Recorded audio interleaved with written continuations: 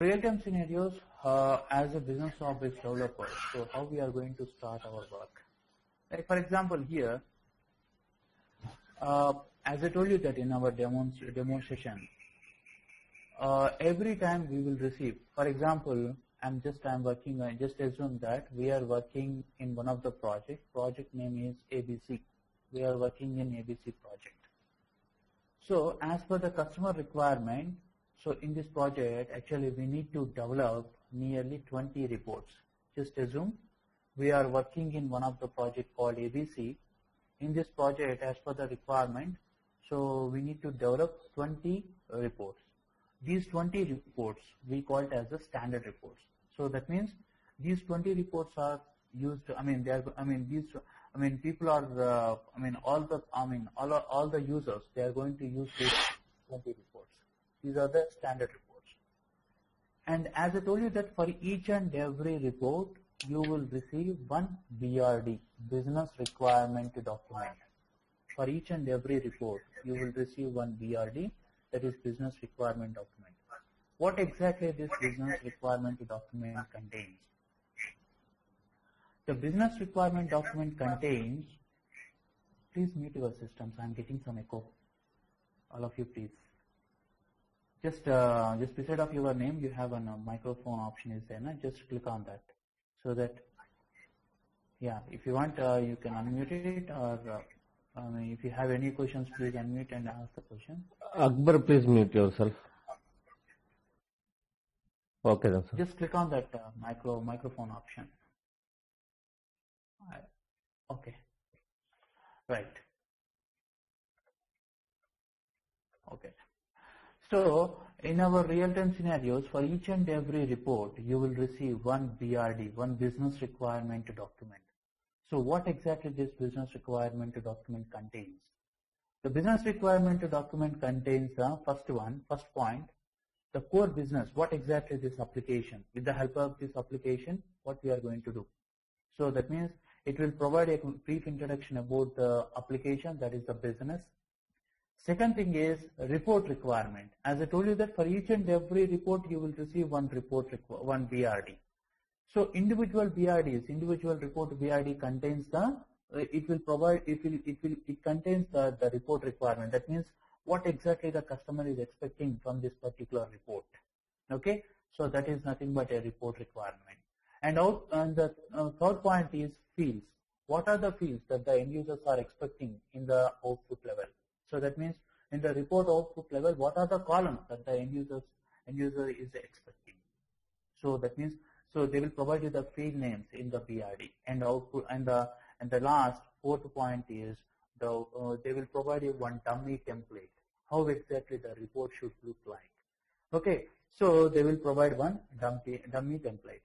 So these 4 points, actually they are going to implement, they are going to specify these 4 points in every BRD. For each and every BRD, you will get these 4 different points.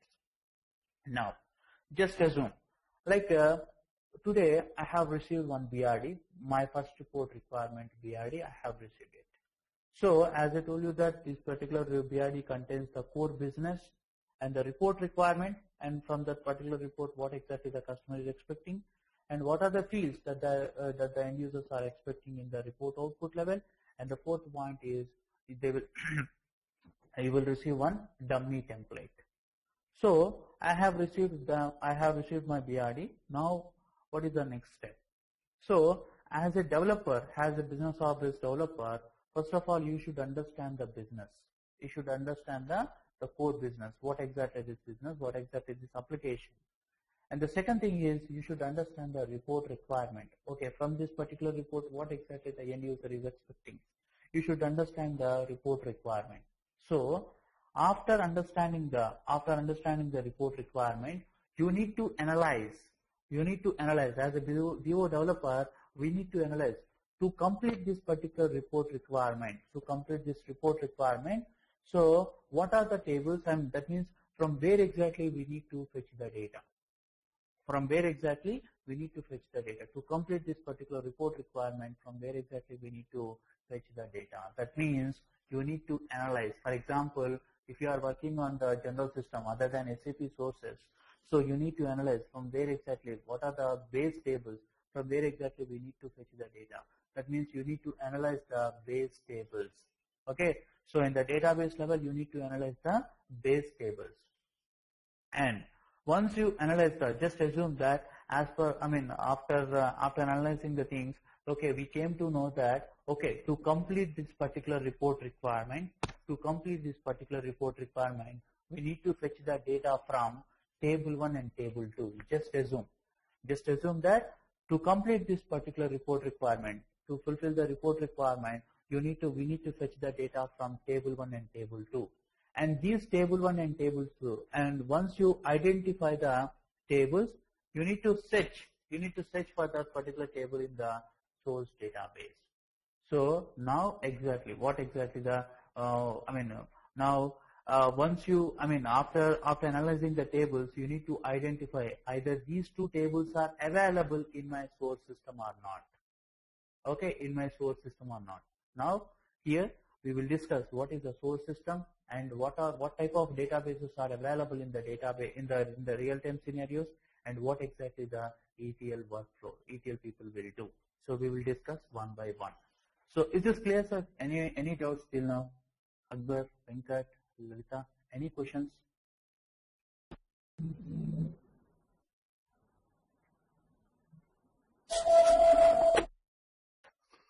Hello? No, second, go ahead. Okay. Go ahead. It's clear. No, it's clear, sir. Okay. So in real-time scenarios, actually here, in real-time scenarios, we will have two different types of databases. So the first database we call it as a client database, that is nothing but a source database. We call it as a source database. The first one is the client database, that is nothing but a source database, and second one is the target database.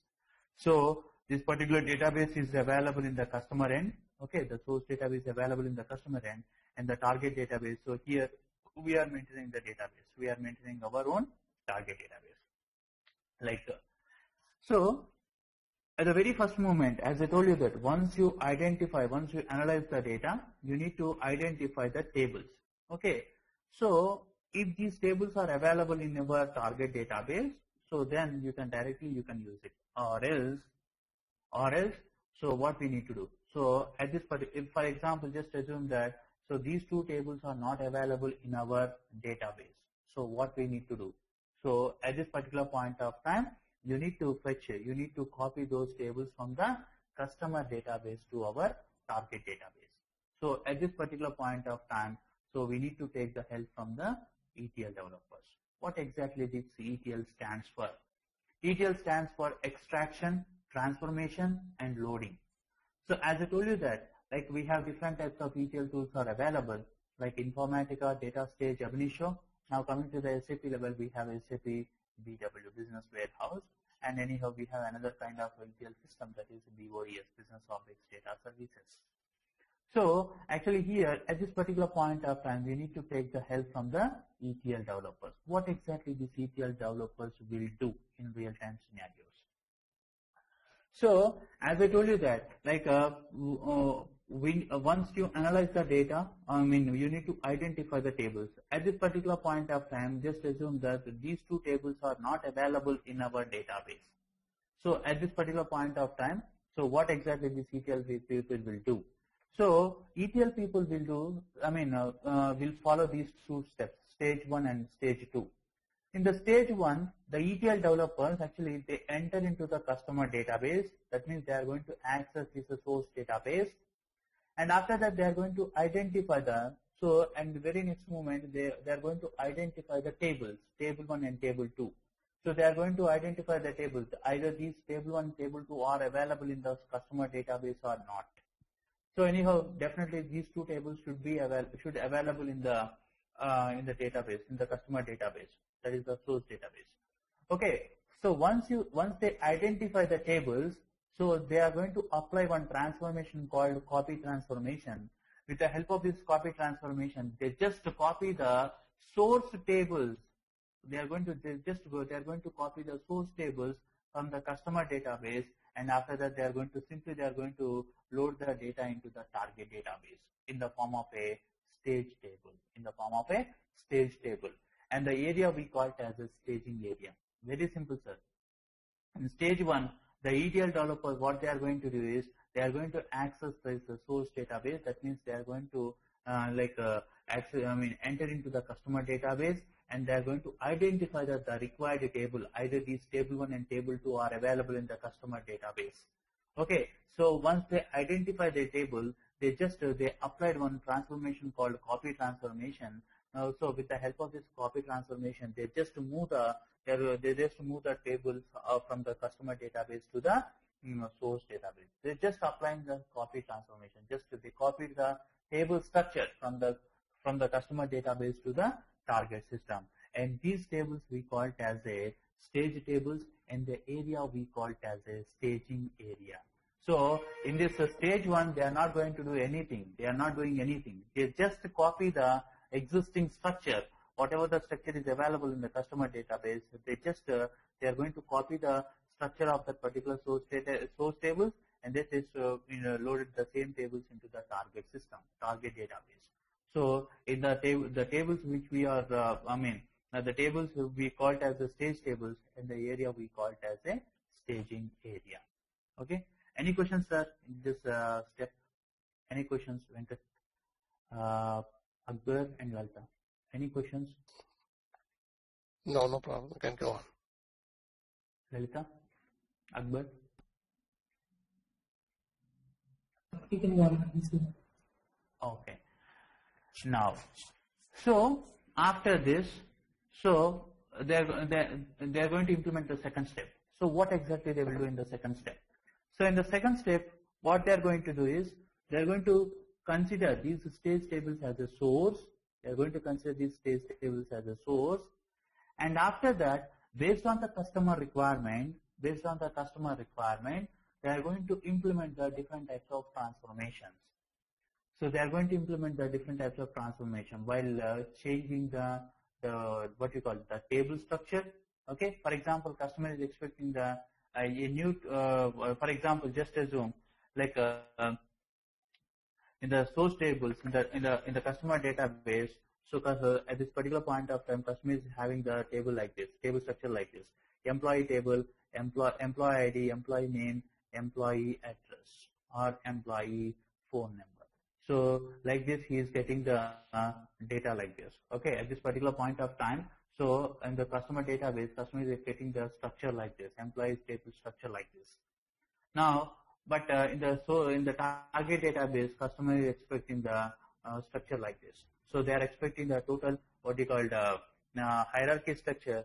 So the hierarchy name should be employee. So that means whenever he is going to click on this hierarchy structure, he should get the total information. Like he should get all the columns, like employee ID, employee name, employee address, employee phone number. Actually, this is what actually he is expecting in the target database. That means in the report output level. But at this particular point of time, in the source level, he is getting the data in individual column levels: employee ID, employee name, employee address, as well as the employee phone number. Okay, so this is the original structure. Okay, this is the existing structure, and this one is the expected structure. Okay, so to get this structure, so the ETL developers, what they are going to do is, they are going to implement the different types of transformation. So to modify the data, they are using this transformation. They are implementing this transformation, and after implementing the transformation, again they are going to load the data into the target system in the form of a dimension tables.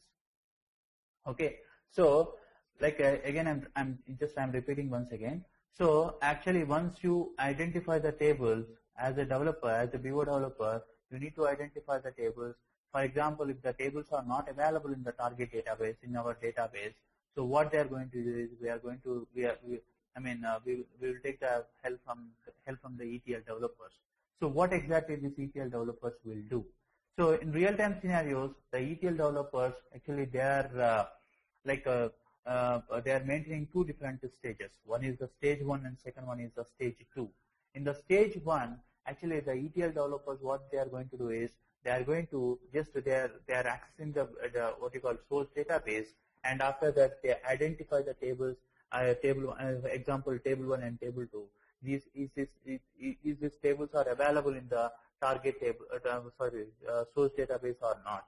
Okay, so once they identify the tables in the source database, they just applied one transformation called copy transformation, and with the help of this copy transformation, they just copied the existing structure from the source database to the target database. And the tables which we are having in the target database, we call it as a stage table, and the area we call it as a staging area. And after that, in the stage 2, so what they are going to do is they are going to consider these stage tables as a source, and after that, to get the exact structure as per the customer requirement, like they are going to implement the different types of transformation, and after that they are going to load the data into the target database. Okay, so in the form of a dimension tables. Okay, so actually this is the process. Actually, for each and every report, requirement, the ETL developers, they are going to follow they are following this particular this workflow only, this process only, stage 1 and stage 2. Every time they are maintaining the stage 1 and stage 2. Okay, and I have a question here. If you if you are following the session, I have a question here. So in the stage 2, why these SAP people, why these ETL developers, they are considering these stage tables as a source? Any answer? Because they have already copied the source from the other system to staging area. Okay, that is correct. Yeah. Any other answers from Lalita and Akbar? Any question? Any answers? At this point, staging tables is treated as a base tables, and then we can do the transformation because we need the dimension kind of the structure. So that's why they are going on the staging tables, because we cannot disturb the client data, anything, because that is the production data. Right. Any other answers, Lalita?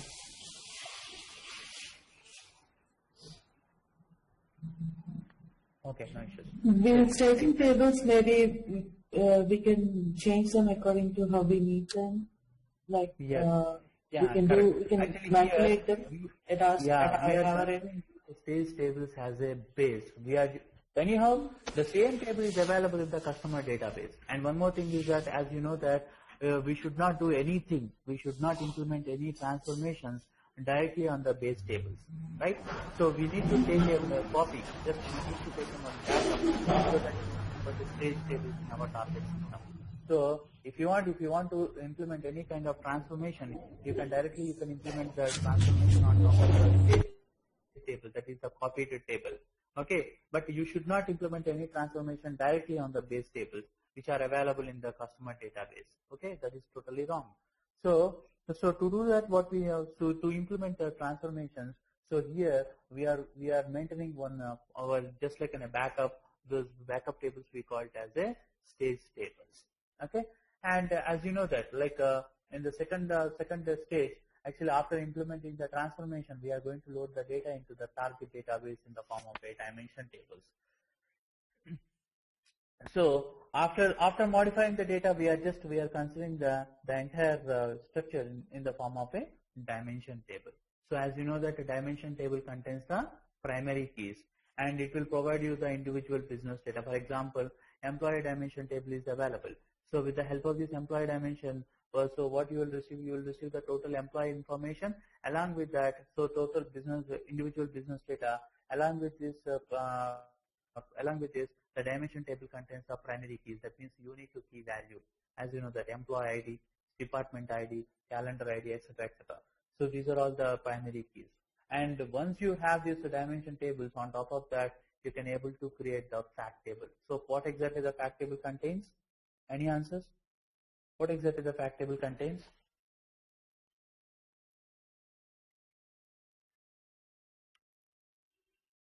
Any answers? The field name and the dimensions.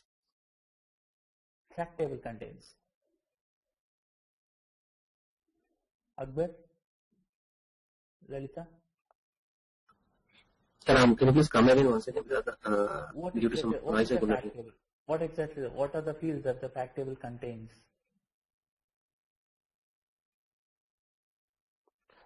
Because it has all the fields necessary and also the dimensions. the field length and other things. Whatever you are saying, that is 30%. That is correct, sir. But I'm expecting the exact answer. Any answers, Lalita? What exactly the fact table contains? What is a fact table? It has the information with which we can connect the dimension tables. Okay, that is what actually. What type of columns that the fact table contains? It is the employee. Joining columns. Joining columns only, but what the column name? What is the key column? The employee. Employee. Yeah, I mean what I'm asking you, the employee ID is there. What type of fields? Unique fields. Dimension table contains the primary keys and fact table contains the referential integrity. Right? Referential integrity. Foreign keys. Fact table contains the foreign keys. Along with the foreign keys, fact table contains the what you call the numerical values, numerical measure values from all the dimension tables.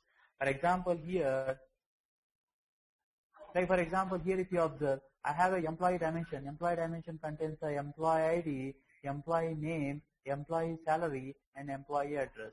And I have another table called the student table. Student table contains the student ID, student name, and student marks. So in these three fields, employee ID is the primary key from the employee table. Student ID primary keys from the student table. Okay. So in this table, in the employee table, we have one measure value called salary, and in the student table we have one more measure column called marks. So what exactly the fact table contains? Fact table contains whatever. So fact table contains the foreign keys. That means whatever the primary key is available in the dimension, the same primary key is converted as a foreign key. So that means from the fact table area, employee ID foreign key is a reference for the employee dimension, and student ID foreign key is a reference for the student dimension. And along with these foreign keys, so fact table contains the numerical values. So numerical values from all the tables. So from the employee table, so here we have the salary is a numerical value. So fact table contains the salary. Along with this salary, so fact table contains the marks. So these two are the key figures, right? So salary as well as the marks are the key figures. So the fact table contains the foreign keys, and along with the foreign keys, fact table contains the key figure. That is nothing but a numerical measure values. Is this clear, Akbar, Venkat, and Yeah. Ram, I have one query. Yeah, please. If the employee table is having the department number, which is a numerical value, so that the department number is also exist in the fact table. What type of are you going to apply any aggregate functionality on that new what you call the department number? Yeah, for each employee is related to specific department number 10, No. 20, 30. What I'm saying is you are talking about department number, not department ID. Department number you are talking about. Yes. That is, you are saying that a department number is a numerical value. Are we going to apply any aggregate functionality on the department number? Is there any possibility? Department number is equal to 1, for example. Are we going to apply any sum of department 1, sum of department, or max of department number, or min of department number, or average of department number? Are we going to apply any kind of aggregate functions here? No, I think it's only for group by function. Group by functions only. So at that particular point of time, we are not going to consider that particular department number as a key figure in the fact table area. Okay. Okay. You got my point, Akbar? Yeah, I got it. So this employee ID, student ID, those are the foreign keys, and salary and marks. So these are the columns will be distinguished by the ETL developer or as a MPO developer. No, ETL, all these are part of the ETL and the database related things. These are all the. But even though here we are working as a business objects developer, so you should have some knowledge on what is happening in the database and what is happening in the ETL side. So that's the reason actually here I am covering all these things. Okay, go ahead. Okay, we are not going to do anything. We are not going to create the dimension tables, or we are not going to do. We are not going to create the fact tables, or we are not going to create any case tables in the target database. So we are going to consider that particular target database as a source for the business object reporting system. Okay. Yes. Okay, got it. Yeah. Good question. Yeah. Okay, so fact table contains the foreign keys, and along with the foreign keys, fact table contains the key figures like the salaries and marks, quantity sold, okay, sales revenue, etc. etc. So all these are all the measure values. So, sorry. Okay, so all these are all the, sorry, any questions? Okay, okay, so all these are all the measure values.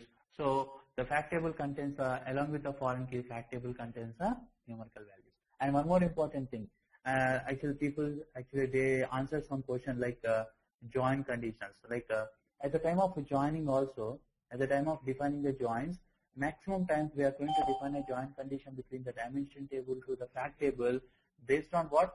Based on the primary key which is available in the dimension table as well as the foreign key which is available in the fact table area. Okay. So at the time of joining two tables, we are going to consider these primary keys as well as the foreign keys. Okay, sir.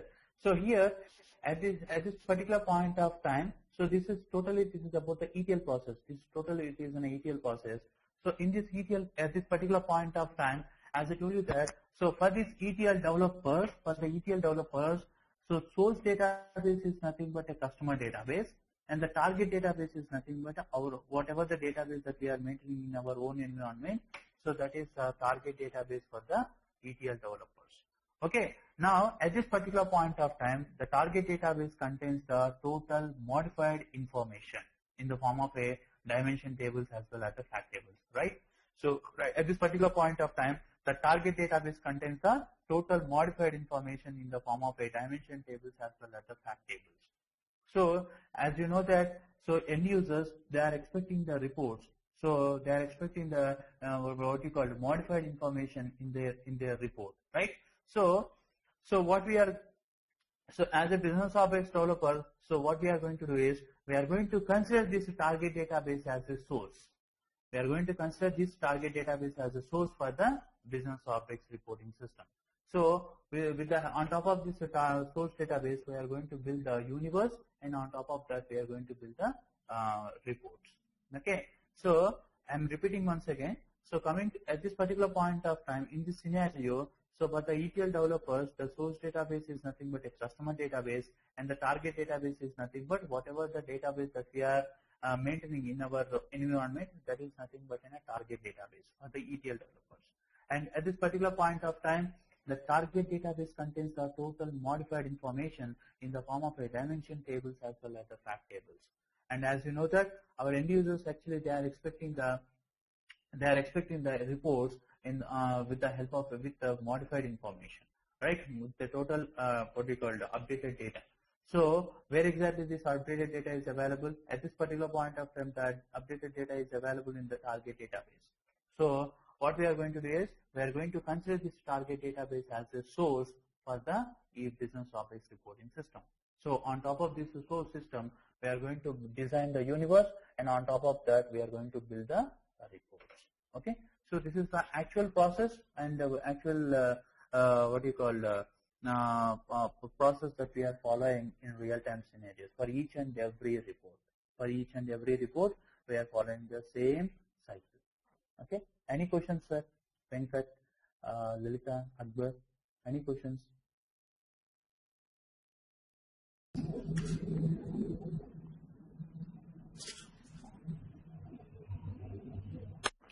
Are you there? It's given. Okay. Yeah. Yeah. So this is about the ETL process, and as I told you that in real-time scenarios for each and every report, so compulsory, ETL developers will involve, okay, while modifying the data, and after getting the data into the source system, in our source system, so we are going to design the universe. Okay, sir. And so here we have a concept called dimension tables as fact tables, as we already discussed here. And after that, okay. So I have a simple question. Actually, more people are aware of this. What is a database and what is a data warehouse? Is there any difference between a database and data warehouse? Anyone? If anyone knows, please explain, or else I will explain. Like what is a database and what is a data warehouse? What is the difference between a database and the data warehouse? Simple. Database is just a table, like a table or tables. Whereas data warehouse is you're having a lot of history data, like inventory, materials data. You have warehouse data, your sales data. Even in the data warehouse also, we are maintaining the data in the form of a table, right? Right. Okay. Data warehouse has got a like a history of all the data, like maybe for the sales for the past 10 years, materials, okay, and other things. Right. Any other answers, Lalita and Akbar? Okay, let me explain. Like as you know that what is the usage of this database? With the help of this database, we are going to we are saving, for the saving purpose. We are using these databases, right? For example, in general, I'm not talking about technically. In general, for example, if you take one organization database, what exactly this organization database contains? Organization database contains total organization related information, like employees information, department information. So in this organization database, we will not receive any, like we are not going to get any what we call supermarket related data or school related information. So from this organization database, we will receive only organization related information only, like employees information as well as the department information. In simple language, so database contains the individual business information. That's it. Individual business information. We are not going to load the data. We are not going to like club the different source systems into a single in a single database, right? We are not going to, for example, if you consider that organization level database, so in the organization level database, we will receive only the organization related information only. So at this particular point of time, we are not going to dump the what we call supermarket related data into the organization database or school related data into the organization related database. Okay, so we are not doing like that. So we are maintaining the individual business data, individual organization related information in the form of a database. Okay, so that is. And one more thing is that database, does the database contains any historical data? Is there any possibility to maintain the historical information in the database level? Any question? Any answers?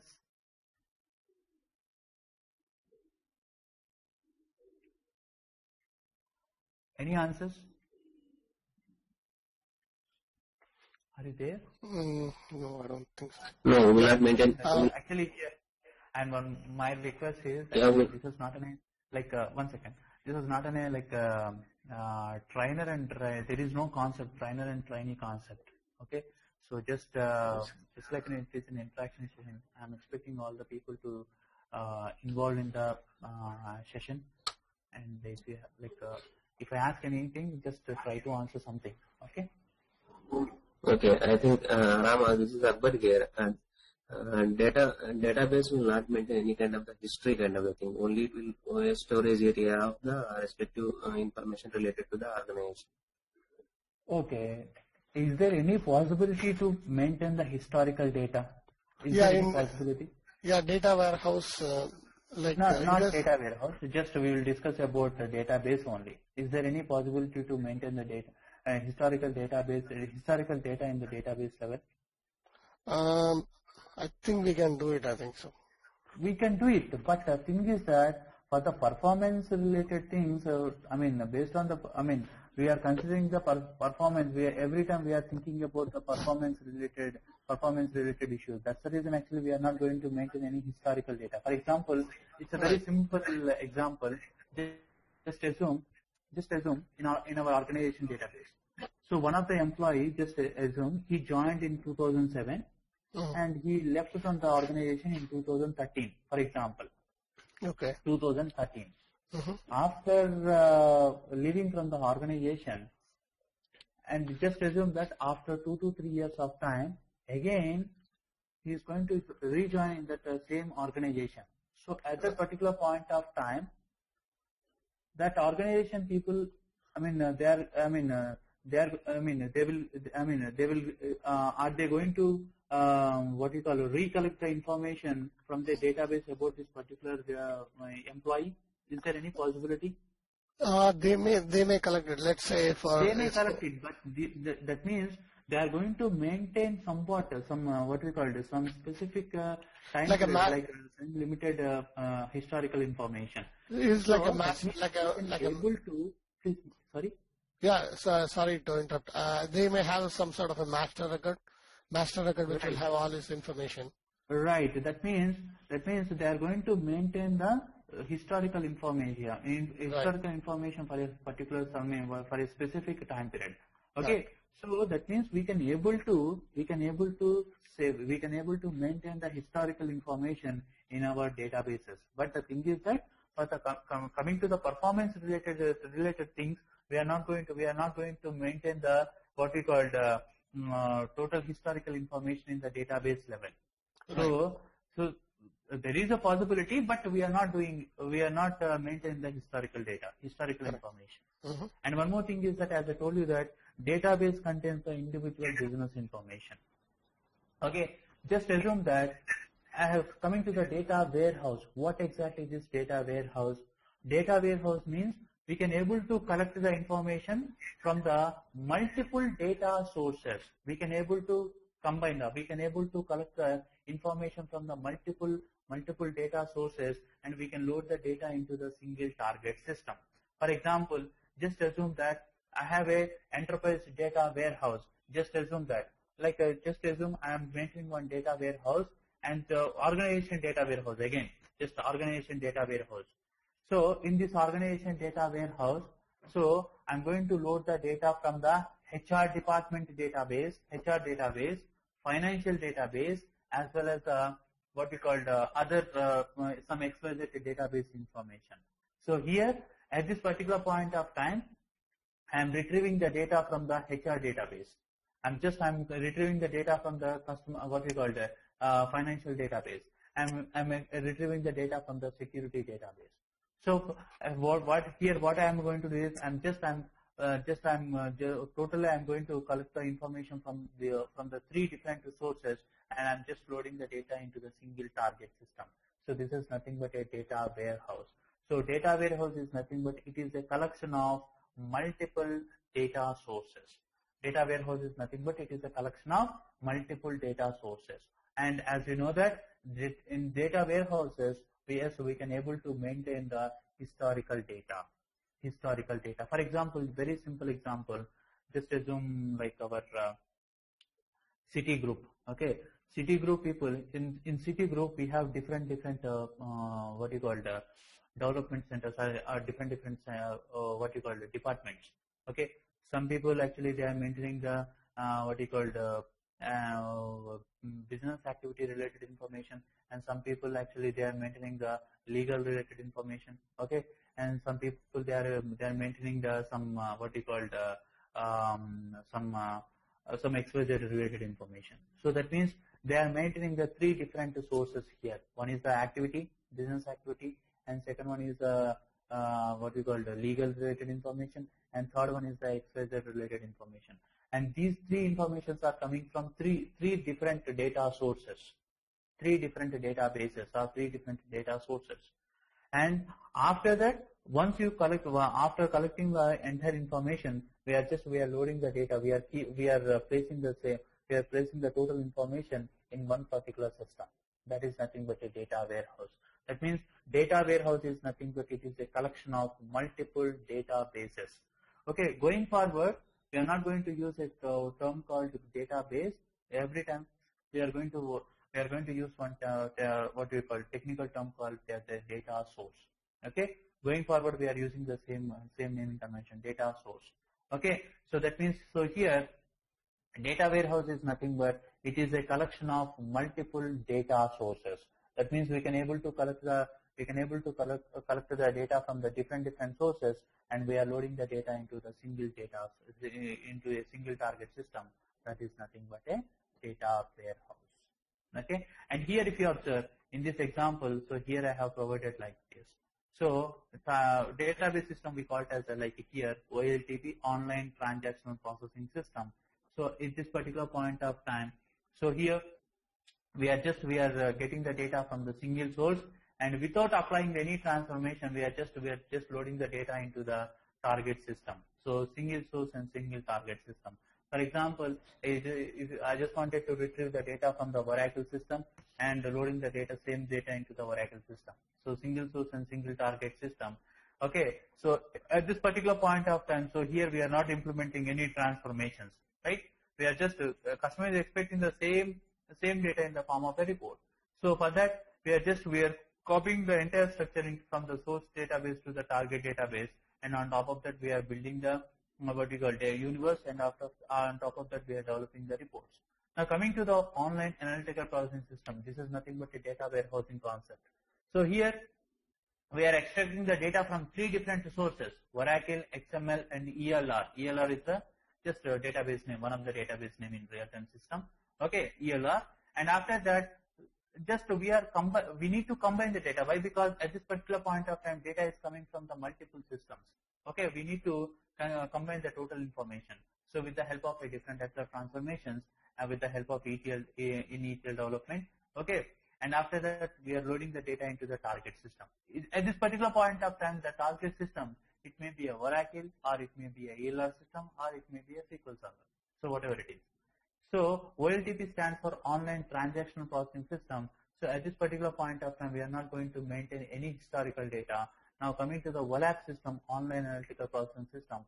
So at this particular point of time, we are extracting the data from the multiple sources, and after that, to combine the data, so here we are using one ETL system, that is nothing but a Informatica or DataShare, whatever it is, and with the help of these transformations which are available in the ETL, so we are going to combine that entire information, and we are loading the data into the target system called, either the target system, either that is an Oracle or SQL Server or ELR system, whatever it is. And as you know that OLAP is nothing but it is a data warehousing concept. So as you know that in data warehouse we can able to maintain the both historical data as well as the updated data, most updated data. Okay. So this is about what we call what is an ETL. What are the stages are available in ETL, and what is the dimension table, and what is the fact table, and what is the OLTP, and what is an OLAP system. Okay. So this is about, and if you have any questions, please let me know. So we will discuss some other topics tomorrow, basics topics tomorrow. And most probably from Monday onwards, we will start our business objects part, business objects universe design. Okay. Any questions, Venkat, Lalita, Akbar? So far it is clear now. We got. Okay. Yeah, we got the clear picture. Okay. We don't have any questions. This is Venkat. Yeah, Venkat. Any questions, Venkat? No, so far it's clear, because I have done a little bit on, I've done some work on business intelligence also, that is the business warehouse. So, it's even more clearer now, because business objects is the reporting part, right? Okay. Akbar, any questions? Yeah, it's clear. Hello.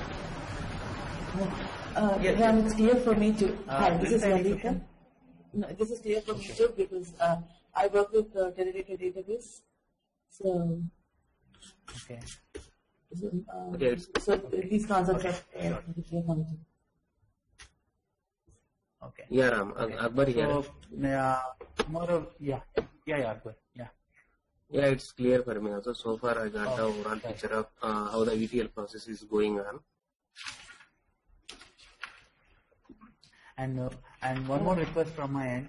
And at the time of attending the session, please use your headsets. Okay. Don't use the direct speakers. Okay. Please use your headsets. Okay. Because sure. I'm not taking your voice clearly. So to avoid all these things, you just use the assets. Okay, and tomorrow we will see what is the slowly changing dimension. Okay, what are the schemas are available, and the basic introduction about the business objects. Okay, and after